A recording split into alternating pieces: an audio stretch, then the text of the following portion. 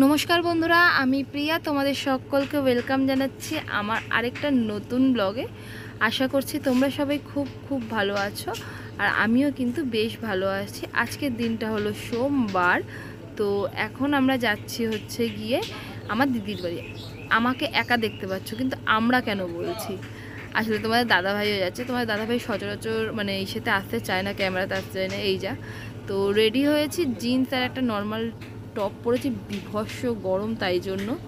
তো এখন যাচ্ছি স্টেশনের উদ্দেশ্যে, চলে এসে টিকিট কেটে ট্রেনে বসে গেছি। তো যাচ্ছি কোথায়?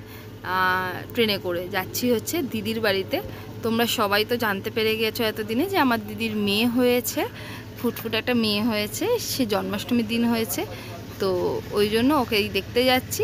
এর মানে এই না যে এর মাঝখানে যাইনি, গেছি, বাট তোমাদের সাথে সেটা শেয়ার করতে পারিনি।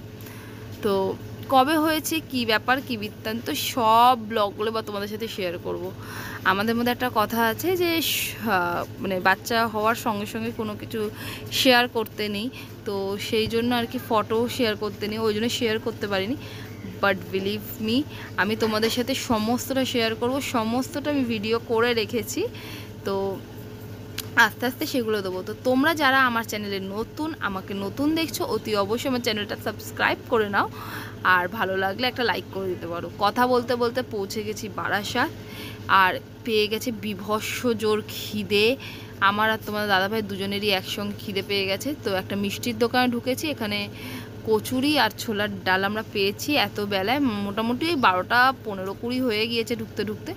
আর নিয়ে নিয়েছি এখান থেকে অনেক মিষ্টি, কারণ দিদির ফ্ল্যাটে যারা আশেপাশে নেবার্সরা রয়েছে তাদের সবাইকে দিদি আজকে মিষ্টি দেবে মেয়ের উদ্দেশ্যে, তাই জন্য অনেক মিষ্টি নিয়েছি।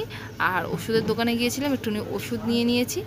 এইবারে যাব সোজা দিদির ফ্ল্যাটে, কারণ মানে এখানে রাস্তার কোনো আপাতত মতন কোনো কাজ নেই, তাই জন্য আর কি।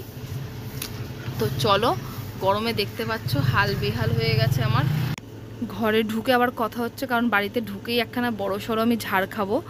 তার কারণ হলো হচ্ছে কি, আমি আমার মাকে আর দিদিকে জানাইনি যে তোমাদের দাদাভাই আমার সঙ্গে আজকে যাচ্ছে। অ্যাকচুয়ালি তাহলে সেরকমভাবে রান্নাবান্না করে আর কি, তোমাদের দাদাভাই গেলে পরে। তো জানে খালি আমি যাচ্ছি। এবার জাস্ট মায়ের রিয়াকশানটা দেখবে। চলে এসেছি ওপরে, আমার নিজেরও হাসি পাচ্ছে। জাস্ট দেখো এবারে মা এখানে রান্না করছে, এই দেখো, দেখেছো অলরেডি আমাকে বলছে খুন্তির ছ্যাঁকা দেবে। তো আমার বাবু শুয়েছিল, এবার আমি আসার পরেই আমার বাবু একদম আমার কোলে। আসলে কি জানো, হয়তো একদম পুচকে, ওর এখনও 1 মাস বয়স হয়নি, কিন্তু ও না খুব চেনে, জানো। ওকে আমি আওয়াজ দিলে যেই ডাকবো না, মান্তু বলে ও অমনি আর থাকতে চায় না। তো ঝট করে দিদি ওকে খাইয়ে দিয়েছিল, তো আমি ওকে একটু কোলে নিয়ে নিয়েছি। ও ঘুমিয়ে পড়েছে। তারপর আমরা সবাই খাওয়া দাওয়া করেছি, কি খেয়েছি সেগুলো আমি ভিডিও করতে ভুলে গেছি এক্সট্রিমলি সরে যাওয়ার জন্য। এবার আমার দিদি এক্ষুনি ওর সাথে একটু কথা বলছে, ও তাকিয়ে রয়েছে বলে আমি ওই জন্য তোমাদের সাথে ভিডিওটা শেয়ার করলাম। আমার মান্তুকে তোমাদের কেমন লাগলো আমাকে একটু জানিও তো কমেন্ট করে। দেখো আমার মান্তু কি সুন্দর করে শুয়ে হয়েছে। ও না খিদে পেলে পরে খুব কাঁদে, মানে এমনিতে না খুব শান্ত বাচ্চা, খুব ঠান্ডা। দেখো দিদি কথা বলছে, চুপচাপ কথা শুনছে। তো বিকেল হয়ে গিয়েছে, তো এবারে বাড়ি যাওয়ার পালা। আজকে চলে যাব, আবার পরে আরেকদিনকে আসবো। তো এখানে দিদি কথা বলছে, পাপাই রেডি হচ্ছে, মানে তোমার দাদাভাই, মা রেডি, আমি রেডি। মান্তুকে টাটা বলে এবার বেরোনোর পালা। তো আজকের ব্লগটা এখানেই এন্ড করছি। দেখা হচ্ছে খুব শিগগিরই অন্য একটা ব্লগে। Bye bye.